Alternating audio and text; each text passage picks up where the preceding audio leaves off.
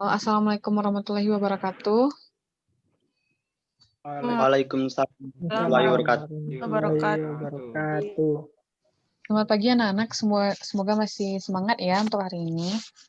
Karena keadaan seperti ini, kita akan melaksanakan pembelajaran secara virtual ya, melalui Google Zoom. Untuk hari ini, kita akan melanjutkan materi minggu kemarin, yaitu mengenai demokrasi terpimpin. Sebelum itu, Ibu akan merefleksi kembali materi sebelumnya, yaitu mengenai demokrasi liberal. Kaitan antara demokrasi liberal sama demokrasi terpimpin ini adalah sebelum demokrasi terpimpin, Indonesia pernah berada di era reformasi liberal, di mana pada saat itu pemerintahan tidak berjalan dengan baik dan tidak efektif.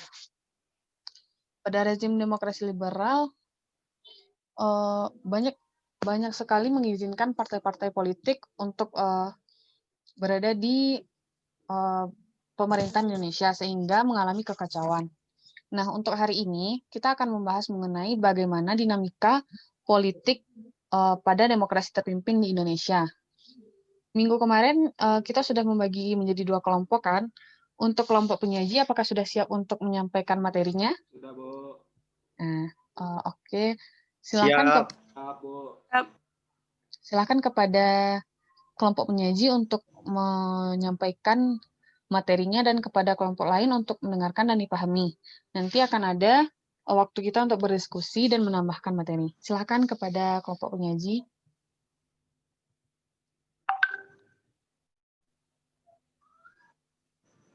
Baiklah, saya akan melanjutkan presentasi. Saya akan membacakan latar belakang demokrasi terpimpin.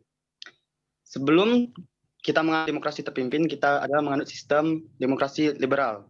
Pada pemerintahan demokrasi liberal, pemerintahan tidak berjalan efektif karena partai-partai politik saling bersaing dan berebut kepentingan. Melalui demokrasi terpimpin, Soekarno ingin membangun sistem politik yang sesuai dengan jati diri bangsa. Sistem demokrasi liberal yang dijalankan sebelumnya pada tahun 1950 sampai 1957. Menurut dia adalah hasil impor dari luar negeri. Jadi liberal ini tidak sesuai dengan jati diri bangsa, tetapi lebih dari sistem yang dari luar gitu kan. Jadi tidak sesuai dengan jati diri bangsa. Jadi ada gagasan Presiden Soekarno ini dikenal sebagai konsepsi Presiden 1957. Pokok-pokok pikiran dalam konsepsi itu yakni dalam pembaruan struktur politik harus diberlakukan sistem demokrasi terpimpin yang didukung oleh kekuatan-kekuatan yang mencerminkan aspirasi masyarakat secara seimbang. Pembentukan kabinet gotong royong berdasarkan imbangan kekuatan masyarakat yang terdiri atas wakil partai, partai-partai politik, dan kekuatan golongan politik baru. Golongan fungsional atau golongan karya, maka pada 9 April 1957, Soekarno melantik kabinet berkaki 4 atau kabinet karya. 4 unsur yang terwakilkan di kabinet karya yakni Partai Nasional Indonesia (PNI), Masyumi, Nahdlatul Ulama atau NU, dan Partai Komunis Indonesia (PKI). Sementara golongan politik dari masyarakat ditampung dalam Dewan Nasional yang disahkan pada 6 Mei 1957. Dewan Nasional diketuai Soekarno dengan Wakil Ketua Ruslan Abdul Ghani, isinya 41 wakil dari berbagai golongan karya, mulai dari pemuda, tani, buruh, wanita, cendekiawan, agama, kedaerahan, dan lain-lain. Baiklah, itu latar belakang demokrasi terpimpin. Selanjutnya akan dilanjutkan oleh Fadel. Disilakan oleh Saudara Fadel. Terima kasih kepada moderator yang memberikan kesempatan kepada saya untuk menyampaikan materi. Baik, materi saya yaitu berlakunya demokrasi terpimpin. Demokrasi terpimpin yang sudah dirintis pada tahun 1957 sebenarnya baru resmi berjalan sejak tahun 1950. Kan dekret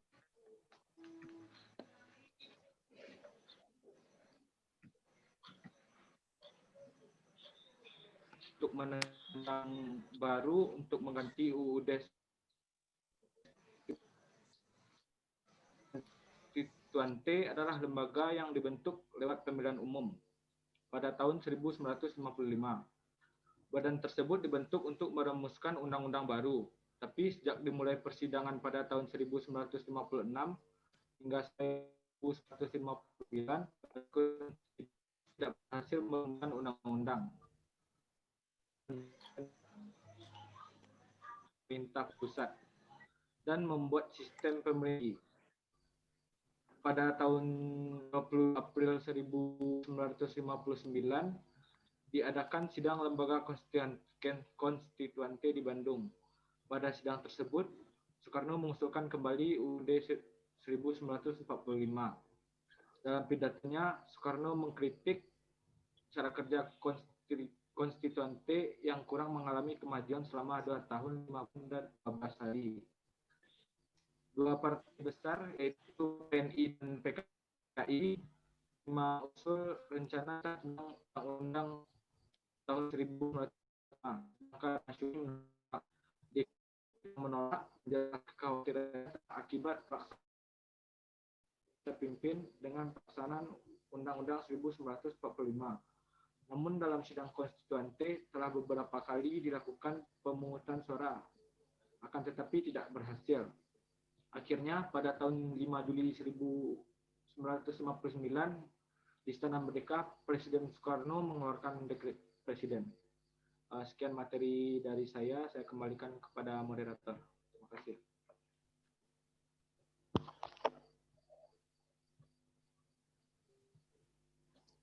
Baiklah, siapa kelompok selanjutnya yang akan menjelaskan materi? Baiklah, saya akan menjelaskan materi selanjutnya, yaitu mengenai dinamika politik pada masa demokrasi terpimpin. Yang pertama yaitu Dekret Presiden pada 5 Juli 1959. Pada masa kehidupan masyarakat Indonesia pada masa demokrasi parlementer belum pernah mencapai kestabilan secara nasional. Hingga akhirnya Presiden Soekarno mengeluarkan Dekret Presiden tanggal 5 Juli 1959 yang isinya yang pertama yaitu menetapkan pembubaran konstituante. Yang kedua, menetapkan Undang-Undang 1945 berlaku lagi bagi segenap bangsa Indonesia dan seluruh tumpah darah Indonesia. Terhitung mulai tanggal penetapan dekret dan tidak berlakunya lagi Undang-Undang Sementara atau UUDS. Yang ketiga, pembentukan MPRS, yaitu terdiri dari anggota DPR ditambahkan dengan utusan-utusan dari golongan, serta pembentukan Dewan Pertimbangan Agung Sementara atau DPAS. Yang kedua, yaitu penyimpangan terhadap Undang-Undang 1945. Presiden menunjuk dan mengangkat anggota Majelis Permusyawaratan Rakyat Sementara atau MPRS. Seharusnya anggota MPRS ini dipilih melalui pemilu, bukan ditunjuk dan diangkat oleh Presiden. Presiden membubarkan Dewan Permusyawaratan atau DPR hasil pemilu 1955 dan menggantikannya dengan Dewan Permusyawaratan Rakyat Gotong Royong atau DPR-GR. Seharusnya kedudukan Presiden dan DPR adalah setara. Presiden tidak dapat membubarkan DPR.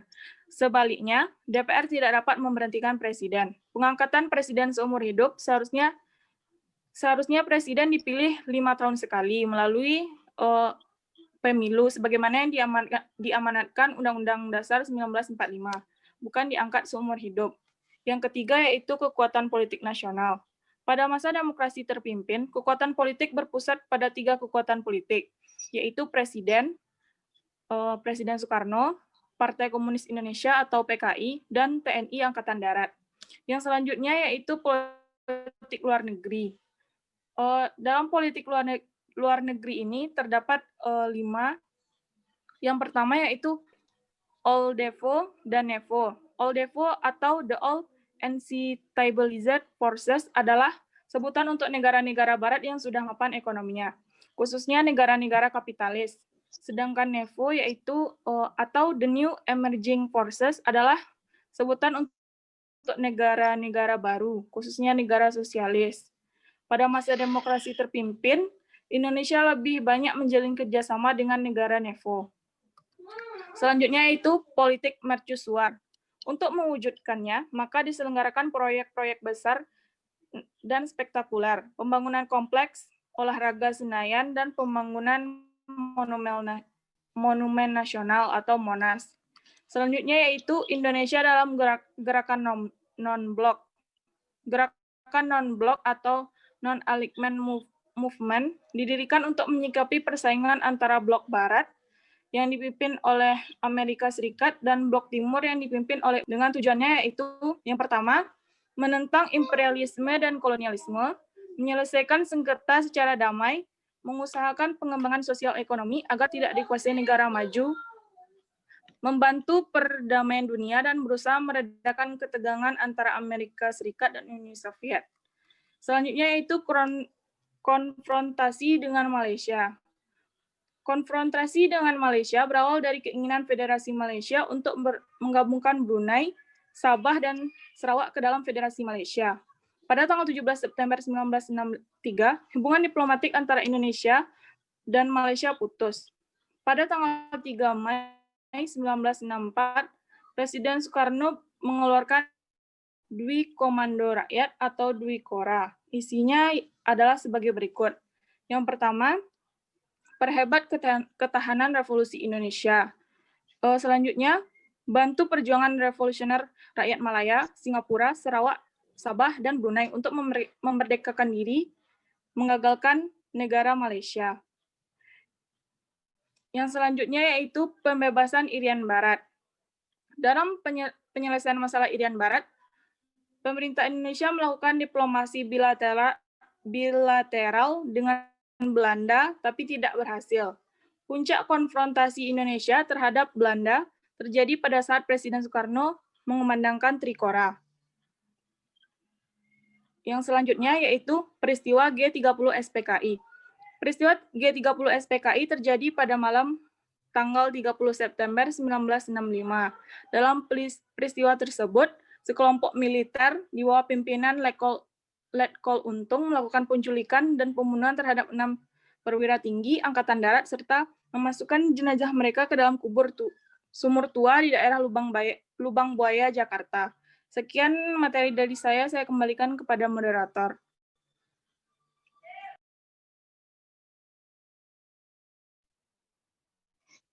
Baiklah, itulah tadi presentasi dari kelompok kami. Selanjutnya sesi tambahan. Dipersilakan bagi teman-teman untuk menambahkan materi. Izin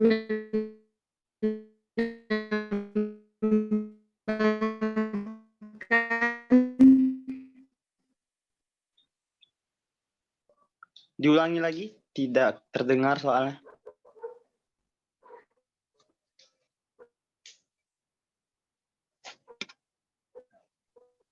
Sepertinya jaringan bermasalah kayaknya ya.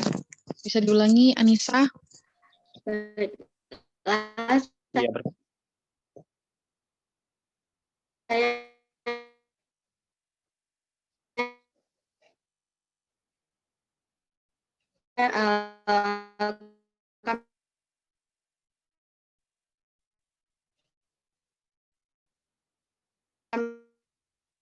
menambahkan materi tentang kekurangan dan kelebihan demokrasi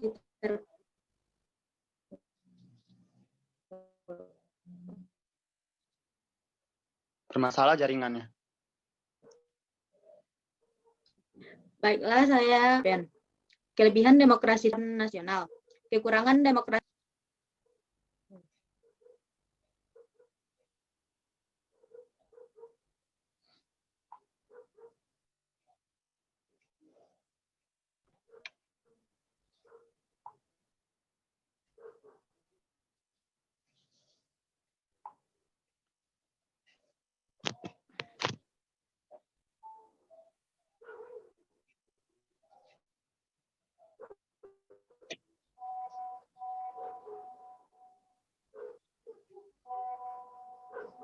Sepertinya sinyalnya gangguan ya, Bu. Iya. Iya, kita tunggu saja ya.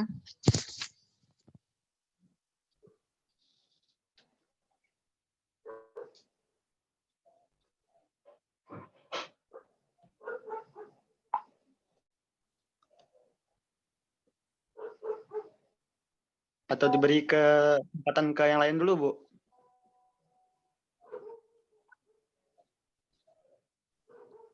Coba dari yang teman-teman yang lain, yang ingin menambahkan materi, silakan.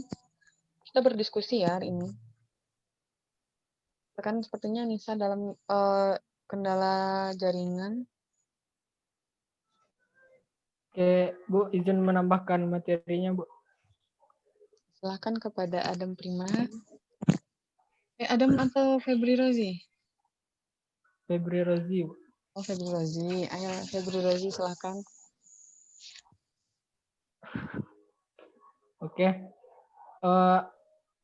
Adapun faktor-faktor yang menyebabkan lahirnya demokrasi terpimpin. Yang pertama, adanya rasa tidak puas terhadap hasil-hasil yang dicapai sejak tahun 1945 karena belum mendekati cita-cita dan tujuan proklamasi, seperti masalah kemakmuran dan pemerataan keadilan yang tidak terbina. Dan belum utuhnya wilayah Republik Indonesia karena masih ada wilayah yang masih dijajah Belanda. Dan yang kedua, yaitu ketidakmampuan demokrasi parlementer mewujudkan amanat penderitaan rakyat. Karena itu, perlu diadakannya suatu koreksi untuk segera kembali pada cita-cita dan tujuan semula. Sekian tambahan dari saya. Saya kembalikan pada moderator. Baiklah, terima kasih atas tambahan materinya. Apakah ada teman yang lain ingin menambahkan materi? Dipersilakan.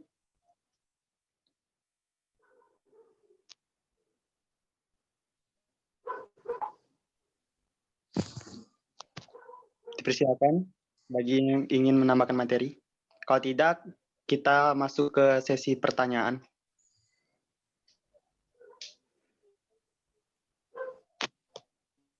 Baiklah, sepertinya tidak ada yang ingin menambahkan materi lagi. Apakah ada? Nggak ada kan? Nggak ada. Kalau nggak ada, kita masuk ke sesi pertanyaan. Kita memberi 3 kesempatan bertanya ya dalam sesi ini. Bagi yang ingin bertanya, dipersilakan.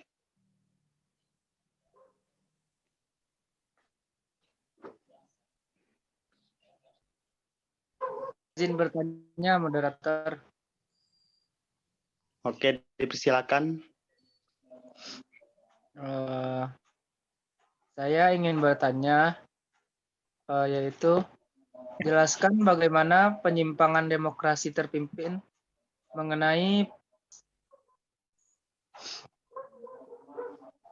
Oke.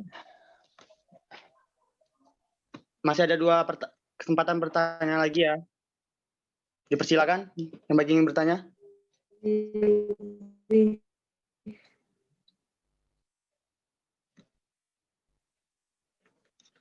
Halo?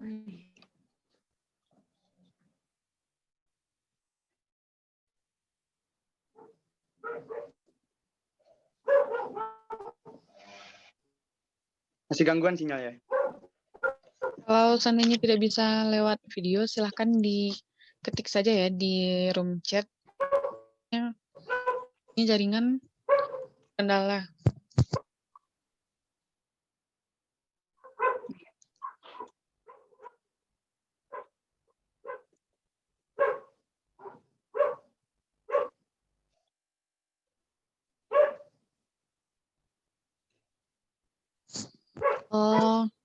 Kepada penyaji bisa dijawab dulu pertanyaan yang sudah diberikan tadi.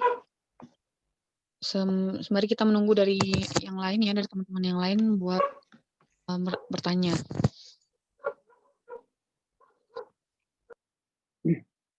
Baiklah, saya akan menjawab pertanyaan dari saudara Adam Prima Putra tadi. Pertanyaannya adalah, jelaskan bagaimana penyimpangan demokrasi terpimpin mengenai pembentukan MPRS. Jadi jawabannya adalah, pada Presiden pembentuk MPRS berdasarkan penetapan Presiden nomor 2 tahun 1959.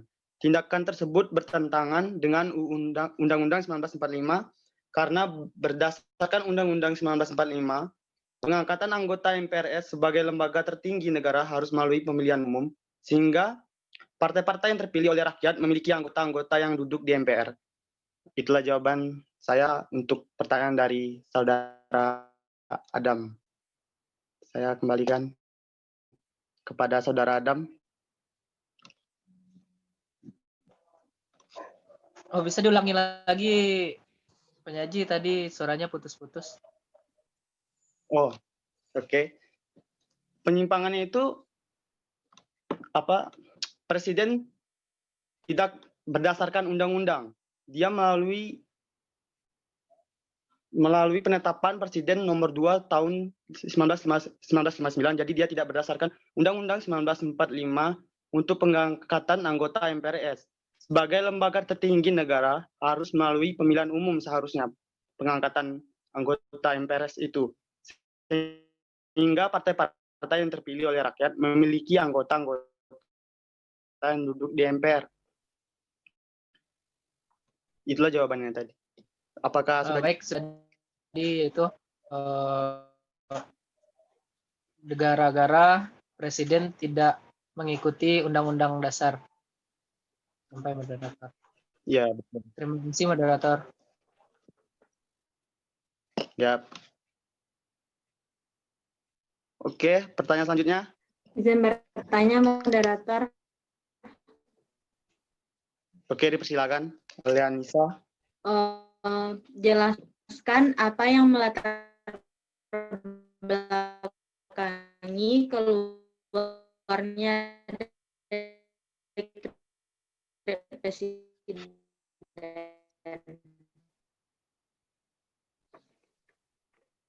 Bisa diulangi, Saudara Anissa, karena tidak kedengaran.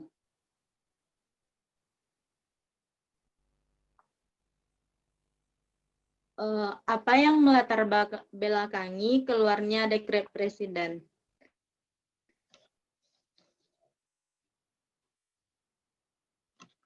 Oke, baiklah. Satu pertanyaan lagi.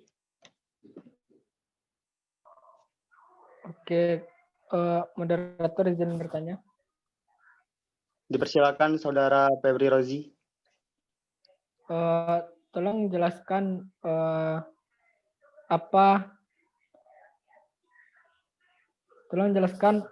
ya tugas dari demokrasi terpimpin. Oke, baiklah. Terima kasih Saudara Febri Rozi. Oke.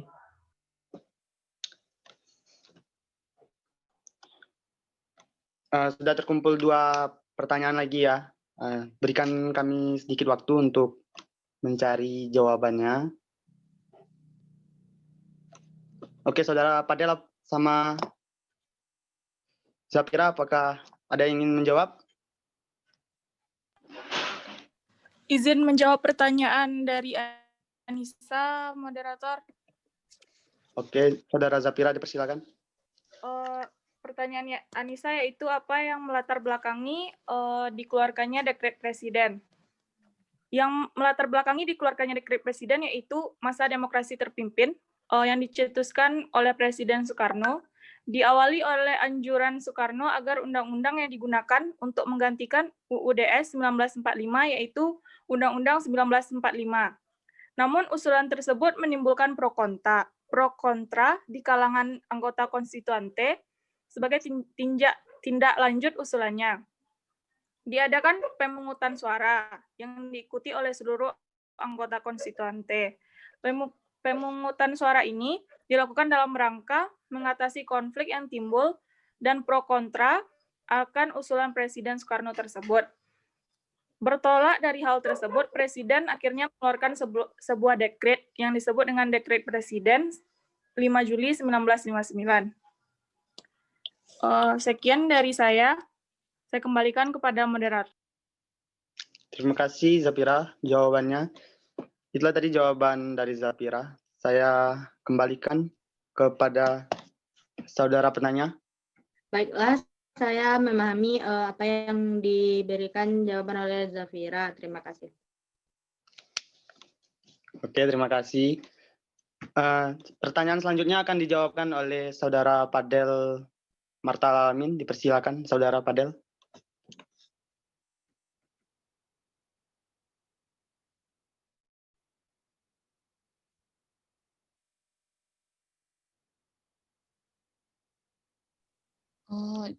Jangan lupa Fadel di unmute dulu.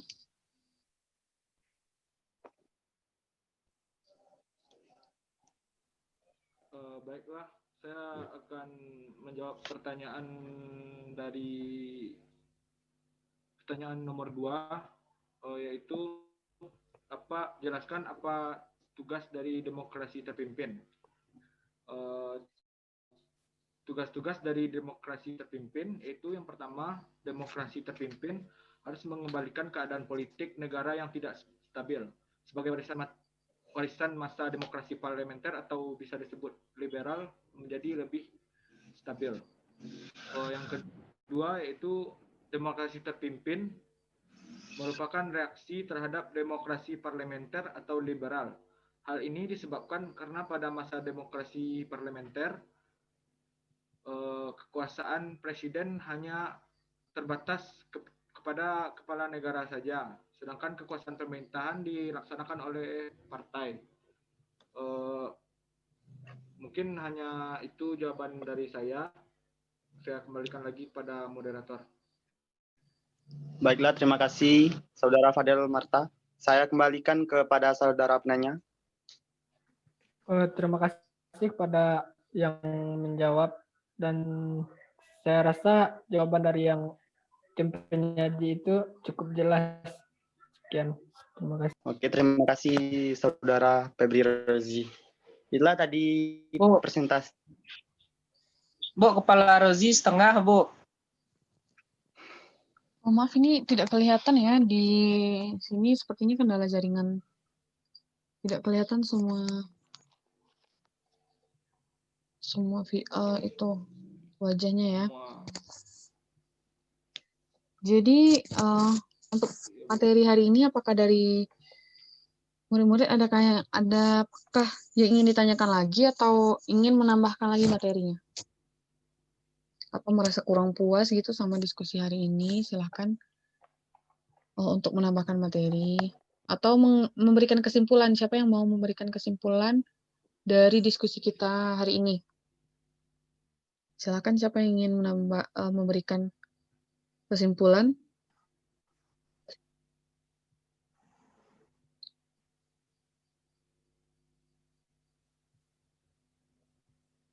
Nah, baiklah. Karena waktu pelajaran kita hampir habis ya. Untuk materi hari ini sepertinya sudah cukup. Ibu akan menyimpulkan dari materi hari ini sedikit tambahan juga dalam perkembangan demokrasi di Indonesia. Indonesia sudah sering mengalami beberapa kali perubahan atau pergantian dari sistem politik kan. Namun dengan sejalannya demokrasi tersebut, Indonesia sampai saat ini masih belum menemukan sistem demokrasi yang tepat. Banyak permasalahan yang datang dalam pencarian sistem Indonesia maupun jiwa para pemimpinnya. Dari demokrasi terpimpin ini, kita bisa melihat kelebihan dari demokrasi terpimpin. Yang pertama itu mampu membangun integrasi nasional. Yang kedua, kembalinya Irian Barat ke Indonesia. Yang ketiga, pelopor non-blok dan pemimpin Asia Afrika itu Indonesia. Dan selain mempunyai kelebihan, demokrasi terpimpin juga memiliki kekurangan. Yang pertama, penataan kehidupan konstitusi yang tidak jalan. Yang kedua, pertentangan ideologi yang sangat tajam, yaitu di bidang nasionalis, agama, dan juga komunis. Yang ketiga, kehidupan politik tidak sesuai cita-cita atau tidak demokratis. Dan yang terakhir, kekuasaan di demokrasi terpimpin, kekuasaan penuh itu di tangan presiden. Jadi karena waktu kita sudah hampir habis, materi untuk hari ini cukup sekian. Minggu depan kita lanjutkan. Terima kasih. Assalamualaikum warahmatullahi wabarakatuh. Waalaikumsalam.